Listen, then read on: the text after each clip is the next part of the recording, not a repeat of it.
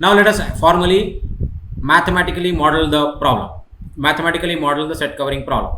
So what is our objective again? We want to minimize the number of facilities required to cover the set. Okay. And what are the conditions? The conditions are going to be something like this. Conditions are going to be something like this. The distance traveled from the location of the customer where customer is located, and we know that the customer is not located on the roads. Customers are not located on the roads. Customers are clustered in the cities. So the distance that the customers have to travel has to be less than or equal to 30 miles, or the truck has to travel only 30 miles, right? Doesn't matter whether it is customer coming to the warehouse or warehouse coming to the customer. Customer can themselves be retailers, right? So we are not removing that possibility also. Okay, so let us say that let us define a binary variable. Let us define a binary variable xj, and let us have 1 or 0. 1 if there is a facility at xj, and xj let us have j from 1, 2, 3 all the way to 9. So if x1 is 1, that means there is a facility at 1, facility at node 1, facility in the sense warehouse. If x2 is 1, that means there is a warehouse at node 2. If x7 is 1, that means there is a facility at 7, and 0 otherwise, right? So let us have that binary, and therefore what will be our objective? Our objective will be to minimize summation of xj, right? Because x1 will tell us whether there is a warehouse at location 1, x2 will tell us whether there is a warehouse at location 2, x3 will tell us whether there is a warehouse at location 3, up to x9, and therefore summation of xj will tell us the total number of facilities that we are having. We want to minimize that, and therefore the objective is going to be minimization of xj. Okay. I will also have to have some mechanism of codifying this table. What was this table? This table was essentially about which node serves which node, right? So now let us define a parameter. Remember, xj was the decision variable. Let us define a parameter called aij. What is aij? Let us also have that parameter as a binary parameter, right? Aij is equal to 1 if node I can be served by having a facility at j. So what is aij? Aij is 1 if node I can be served by a facility at j, and therefore xj anyway tells us whether there is a facility at j, right? So xj being 1 tells us that there is a facility at j. Aij tells me if there is a facility at j, can that facility serve node I, which is what the information contained in this table, right? This is the information contained in this table. By the way, aij is a parameter because I can always know this. I know this table. Xij, whether 1 or 0, I had to figure out. That was the solution part. Aij is a parameter. Okay, it's a parameter. So aij is 1 or 0 if node I can be served. Now when will node I be served by facility at j? If the distance between I and j is less than or equal to 30, right? If the distance between I and j is less than or equal to 30, and that can be again measured, therefore distance is known. If distance is known, aij is also known. So aij is what is called as a parameter. So how do you then say that nodes can be served? You will have to multiply aij with xj, right? No, and because xj tells us whether there is a facility at j. Aij tells us, well, if there is a facility at j, can it serve node I? And obviously, in a set covering problem, I want all the nodes to be covered. Therefore, I want to say aij xj has to be greater than or equal to 1 summation, right? Either. So let us take this example. No, I want all the nodes to be covered. So let us pick node 1. Now I want to make sure that node 1 is covered. Node 1 is covered. Okay. Now let me quickly do this. Let me show you.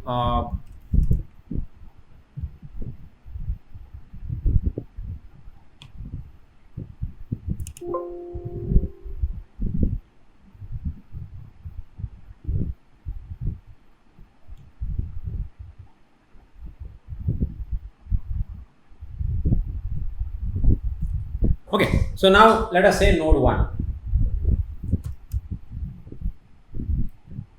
node 1. Now Aij, or let's say A1j, where 1 represents node 1. Now what is A1j? J can be anything, 1 2 3 4 up to 9. Now you can have facilities at 1 2 3 4 5 6 7 8 9 which will be governed by xj.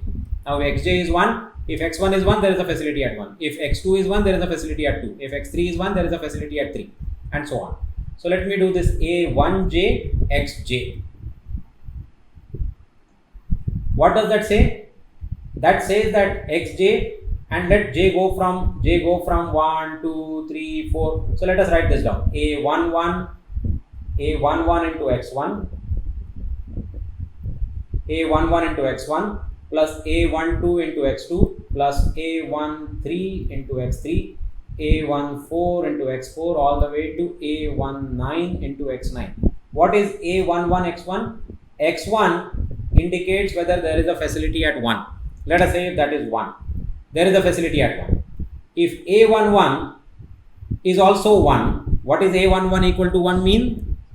If A11 is equal to 1, that means node 1 can be served by having a facility at 1. Right? Obviously, 1, yes. Now, only when this 1 and 1 happens, there is a 1, which means that node 1 is covered. Let us take another example. There were far too many 1s there. Okay, what does x2 equal to 1 mean? X2 equal to 1 means there is a facility at 2. There is a facility at 2. Now, can this facility at 2 serve node 1? If that is 1, then this 1 multiplied by 1 will give me a 1 again. Which means again node 1 can be covered by having a facility at 2. Can node 1 be covered by having a facility at 3? Right. Now let us say x3 is actually 0, which means that there is no facility at node 3. Since there is no facility at node 3, doesn't matter whether node 3 can serve node 1. This is going to be 0. So node 1 cannot be covered because there is no facility at 3, right? Through node 3. It may have been covered by having a facility at 2, it may have been covered by having a facility at 1, but since there is no facility at 3, let us not even worry about covering node 1 from this option. What will be A14 x4? If x4 is 1, there is a facility at 4, right? There is a facility at 4. Let us go back. There is a facility at 4. X4 is actually equal to 1, right? Assume that x4 is actually equal to 1. Now, even if x4 is actually equal to 1, let us answer that Aij part. Can having a facility at 4 serve node 1? Answer is no, right? Because which facilities can serve node 1? Only 1, 2, 3. So having a facility at 4 does not help me cover node 1. And therefore, even when you have a facility at 4, x14 is 0. A14 is 0. A14 is 0. That tells you that having a facility at 4 does not help us cover node 1. And therefore, this is 0, this is 1, and therefore this will be 0. Now, if I want to ensure that node 1 has to be covered somehow. Node 1 can be covered by having a facility at 1. Node 1 can be covered by having a facility at 2. Node 1 can be covered by having a facility at 3. Node 1 can be covered by having a facility at 4. Right? Doesn't matter. Node 1 has to be covered. So I get 1 sometimes, I get 0 sometimes, but I have to ensure that there is minimum 1 there. Minimum 1. Right? At least one pair of Aij xj gives me a 1. So that I can confirm that node 1 is covered. And the way to write that is this A11 x1, A12 x2, A13 x3, A14 x4, all the way to A19 x9 has to be greater than or equal to 1. Now, why greater than or equal to? I could have simply said equal to, right? Equal to. That means make sure that it only covers only once. That would have been very, very restrictive assumptions. Very restrictive assumption. Right? Generally, equality constraints are very restrictive because if you recall our older discussion on linear programming problem, equality constraint actually means constraints only on the line, whereas less than or equal to means a region. anytime the constraint is less than or equal to or greater than or equal to, it becomes a region in the feasible space. Equality means exactly a point or a line or a plane, right? Exactly that. And that sometimes can be restricted. Therefore, we generally want to have greater than or equal to. It has an interpretation also that node 1 can be covered multiple times. No, if you have a facility at 3, that can also cover node 1. If you have a facility at 2, that can also cover node 1. I'm okay with that. I'm perfectly okay with that, as long as node 1 is covered minimum once. Minimum once. So let us not put any constraint that every node has to be covered only once. So let us not say that. Let us say that node 1 has to be covered at least once. At least once. So this was done for node 1. We will have to do that for node 2, right? So how will we do that for node 2? So we will keep writing A21 x1, A22 x2, A23 x3, A24 x4, A29 x9. That also has to be greater than or equal to 1, just to say that node 2 has to be covered at least once.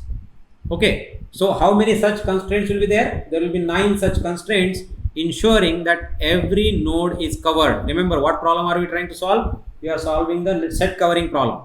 We are solving a set covering problem. So every node has to be covered at least once, which is what we are saying in English here. Okay, so now we are ready with the formulation. Let us look at the formulation. So what is the objective? Objective is to minimize the total number of facilities. Remember, xj was the facility, whether there is a facility at j. So summation represents the sum total of all facilities. So I want to minimize the number of facilities that I have to have. This constraint we already discussed in detail just now. Aij xj has to be greater than or equal to 1. Aij xj has to be greater than or equal to 1. What is this Aij? Aij is a binary parameter. It's not a decision variable, it's a binary parameter.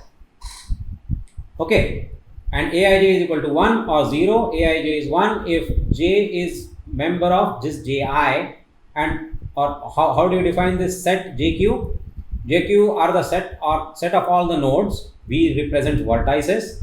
So set of all the vertices j, such that the distance between j and q has to be less than or equal to whatever is the threshold. That threshold for us is 30 miles. This d represents the distance. Right. So I could have simply written d of ij, but I wanted to be more correct, and therefore I said distance between vertex I and vertex j has to be less than or equal to threshold, whatever is the threshold. In our case, threshold was constant at 30 miles, so this was 30 miles. This is the membership set, and j has to belong to that membership set. Only then that facility can serve the node. Okay, that facility can serve the node. Okay, so that is the parameter. Xj is the only decision variable, and there are 9 such decision variables. Okay, so this is the basic formulation of a set covering problem. If you notice, we have not kept any fancy constraints here. The constraints are fairly basic. Okay, all we have said is some minimum criteria of distance has to be met, right? Some minimum criteria of distance has to be met, and we are trying to minimize the total number of facilities to have, so that the entire network can be covered. So this is the most basic formulation of set covering. As I said, you can make the formulation more fancy by adding more constraints, right? So you can have constraints such that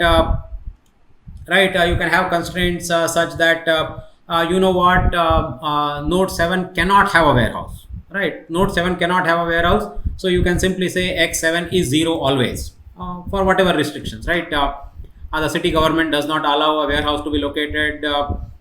There is no rental space available, so that I cannot rent a warehouse, I cannot build a warehouse, right? So those constraints can be added. You can add a constraint that if there is a facility at 8 that cannot serve city 6, right? If there is a facility at city 8 that cannot serve city 6, I don't know, maybe city 8 and city 6 don't get along well. All those constraints can be formulated, right? Those are all fancy constraints. Instead of minimizing the total number of facilities to build, you can actually minimize the total cost of building those facilities, right? So objective function can also change. But what we have presented here is the most basic formulation of a set covering problem. Sometimes, however, we don't have enough money, enough budget to have enough facilities that can cover the entire set. Okay, so in that case, what we are solving is at best a partial set covering problem. We are not solving a full set covering problem, we are only solving a partial set covering problem. Now, how would a partial set covering problem look like? So what kind of restrictions will be there? Obviously, you will say that, you know, boss, I have money to build only one facility. You remember the solution to this, right? We have looked at the solution to this was to have the facility at 3 and have the facility at 8. So if somehow it turns out that I have enough money only to build one facility, then obviously if you were to solve the set covering problem, the full set covering problem, the way it is formulated here, it will return an infeasible solution. It will return an infeasible solution saying that I cannot, only with one facility, I cannot cover the entire set. Therefore, what we would be solving in those cases is at best partial set covering problem. So let us look at a partial set covering problem. So a partial set covering problem will have this as the most important constraint. This as the most important constraint. So how many facilities can I have? How many facilities can I have? I can only have k number of facilities. I can only have k number of facilities.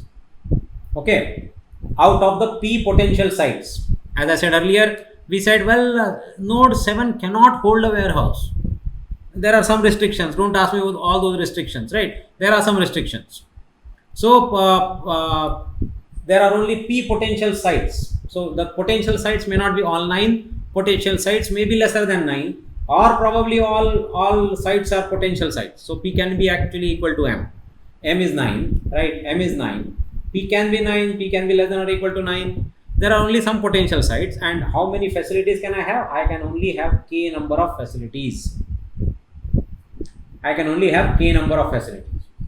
And now, what is my objective then?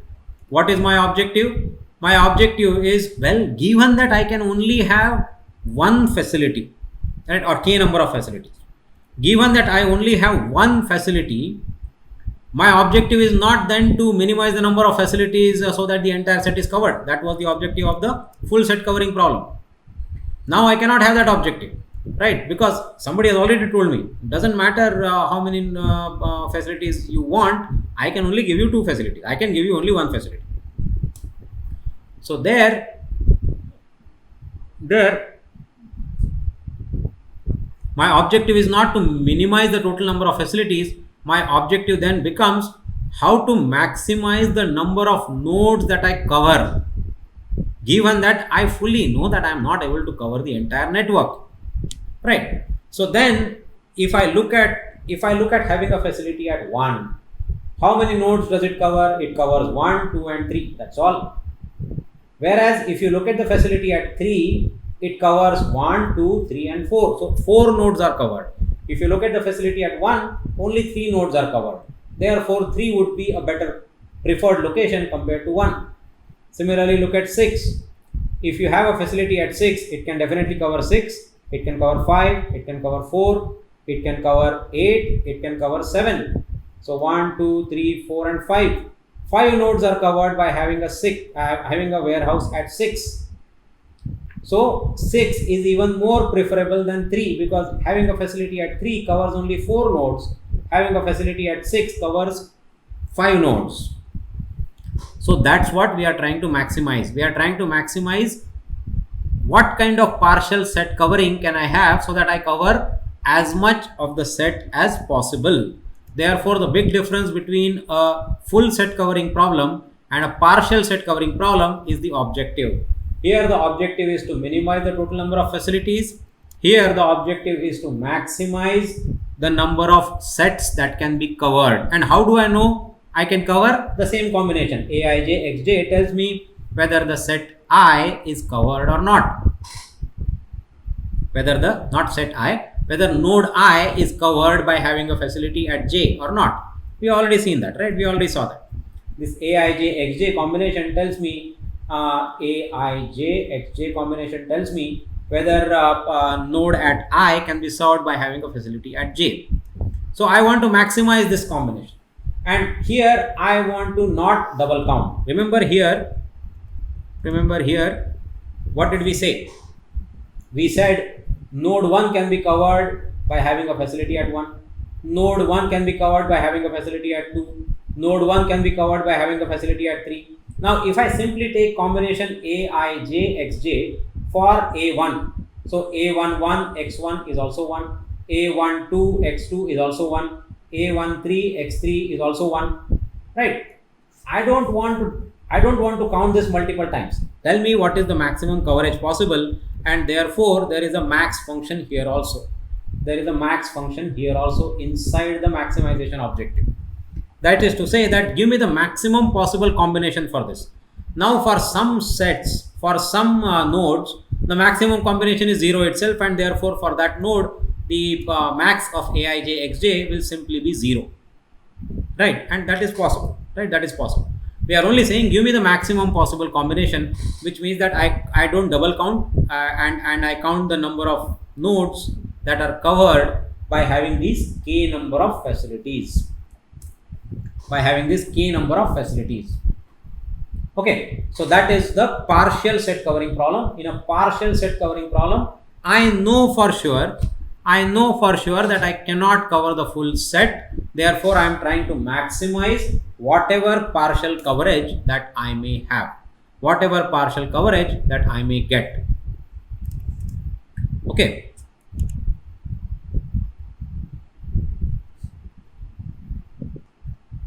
So this is the partial set covering problem, where the objective is to maximize whatever partial coverage I am going to get by having a limited number of facilities.